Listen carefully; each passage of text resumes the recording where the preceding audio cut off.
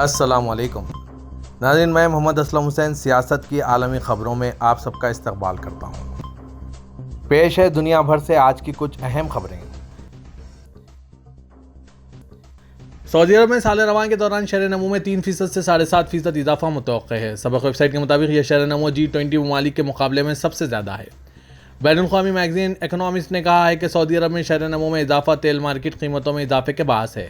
Magazine نے کہا ہے کہ روس یوکرین جنگ کی وجہ سے تیل کی سپلائی متاثر ہے، جس کے باعث G20 ممالک میں شرح نمو متاثر رہے گی۔ میگزین میں شائع رپورٹ میں کہا گیا ہے کہ روس یوکرین جنگ 2022 کے آخر تک جاری رہنے کی توقع ہے، جس کے باعث مختلف ممالک میں افراط زر میں اضافہ اور شرح نمو میں کمی رہے گی۔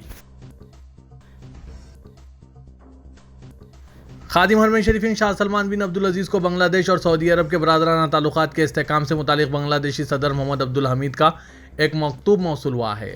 سعودی خبررساں ادارے SPA کے مطابق بنگلہ دیشی صدر نے اپنے مکتوب میں ریاض میں ایکسپو 2030 کی میزبانی سے متعلق مملکت کی درخواست کی حمایت کی ہے۔ بنگلہ دیش صدر کا مکتوب سعودی وزیر خارجہ شہزادہ فیصل بن فرحان نے وصول کیا۔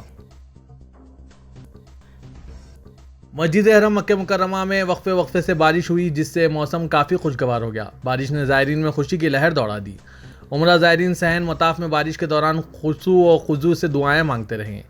الاخباریہ چینل نے حرم شریف میں بارش کے مناظر پر مشتمل ویڈیو کلپ جاری کیے ہیں، جو سوشل میڈیا پر وائرل ہو رہے ہیں۔ ویڈیو میں دیکھا گیا ہے کہ خانہ کعبہ کی چھت پر ہوئی بارش میزاب رحمت سے حتیم میں گر رہی ہے اور زائرین اس کی ویڈیو بنا رہے ہیں۔ سعودی محکمہ ٹریفک نے لوڈنگ ٹرکس کے لیے وزن اور سائز کے نئے ضوابط جاری کیے ہیں۔ اس مقصد کے لیے ٹریفک قانون کے لائحہ عمل کی دفعہ 23 میں ترمیم کی گئی ہے۔ اخبار 24 کے مطابق محکمہ ٹریفک نے توجہ دلائی ہے کہ شاہراہوں پر لوڈنگ ٹرکس کے ڈرائیوروں کو مقررہ وزن اور سائز کی پابندی کرنا ہوگا۔ سعودی اسٹینڈرڈ آرگنائزیشن نے اس حوالے سے وزن اور سائز کے ضابطے مقرر کیے ہیں۔ خلاف ورزی پر تادیبی کارروائی ہوگی۔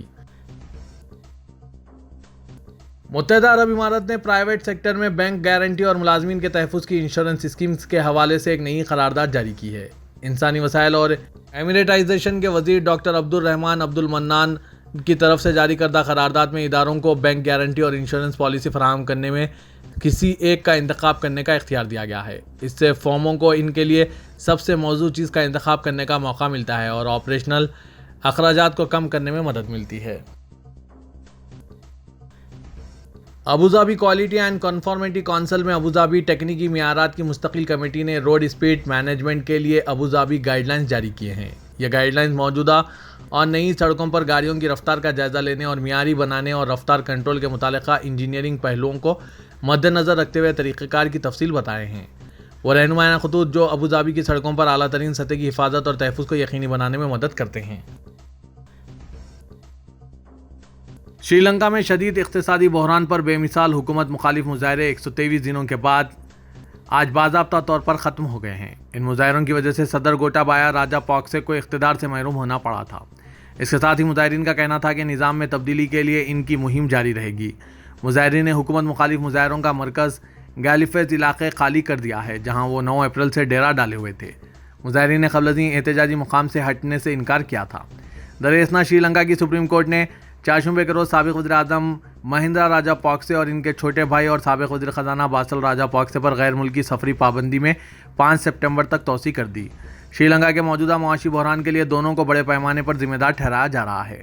مظاہرین کے ایک گروپ کے ترجمان منوج نانایاکارا نے کہا کہ ہم نے آج اجتماعی طور پر گالیفیز کے علاقے کو خالی کرنے کا فیصلہ کیا ہے۔ اس کا مطلب یہ نہیں کہ ہماری جدوجہد ختم ہو گئی ہے۔ روس نے یوکرین کے وسطی علاقے میں رات بھر گولہ باری کی ہے۔ ان حملوں کی وجہ سے یوکرین میں 21 افراد ہلاک ہو چکے ہیں۔ خبررساں ادارے رویٹرز کے مطابق یوکرین کے وسطی ڈنیپرو پیٹرووسک میں رات بھر گولہ باری کی اطلاع خطے کے گورنر ویلنٹائن ریزنیچینکو نے چہارشنبے کو دی ہے۔ انہوں نے بتایا کہ نوکوپول ضلع میں 11 اور مارگنٹ میں 10 افراد کی موت ہوئی ہے۔ انہوں نے یہ جانکاری ٹیلی گرام میسیجنگ ایپ کے ذریعے دی ہے۔ دوسری جانب جنوبی افریقہ کے وزیر خارجہ نے کہا کہ روس اور یوکرین کے درمیان جاری جنگ میں ممالک پر ایک طرف آنے کے لیے دباؤ ڈالنا قابل قبول نہیں۔ وزیر خارجہ برائے بین الاقوامی تعلقات اور تعاون نیلیڈی پاؤنڈر نے امریکی وزیر خارجہ اینٹونی بلنکن کا جنوبی افریقہ کے 3 روزہ دورے پر خیر مقدم کیا۔ چین نے چہارشنبے کو تائیوان میں علیحدگی پسند سرگرمیوں کے لیے صفر رواداری کا اعلان کیا ہے۔ اس کے ساتھ ہی چین نے اس بات کا اعادہ کیا کہ وہ خود مختار تائیوان پر دوبارہ قبضہ کر لے گا، چاہے اسے طاقت کا استعمال ہی کیوں نہ کرنا پڑے۔ چین کی جانب سے موصول ہوئی وارننگز میں واضح ہے کہ وہ تائیوان کو اپنا حصہ سمجھتا ہے۔ یہ انتباہ چین کی طرف سے کئی دنوں کی فوجی مشقوں کے بعد سامنے آیا ہے، جو تائیوان کو 6 اطراف سے گھیرے میں لے کر کی جا رہی ہے۔ یہ چینی فوجی مشقیں امریکی ایوان نمائندگان کی اسپیکر نینسی پیلوسی کے دورے تائیوان کے بعد شروع ہوئی ہے۔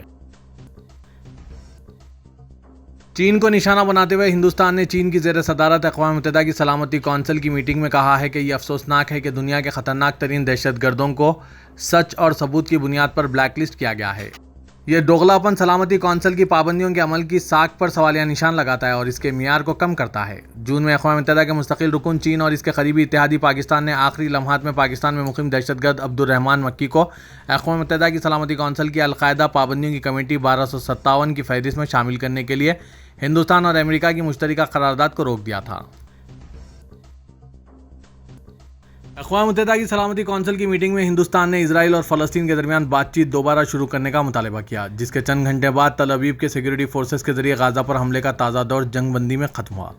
فلسطین پر اسرائیلی فضائی حملوں کے 3 دن بعد اقوام متحدہ کے ادارے کا ہنگامی اجلاس طلب کیا گیا تھا۔ الجزیرہ نے غزہ کی وزارت صحت کا حوالہ دیتے ہوئے رپورٹ کیا کہ جمعے کو شروع ہوئے بم دھماکوں میں کئی عام شہریوں اور 15 بچوں سمیت کم از کم 45 فلسطینی ہلاک ہوئے ہیں۔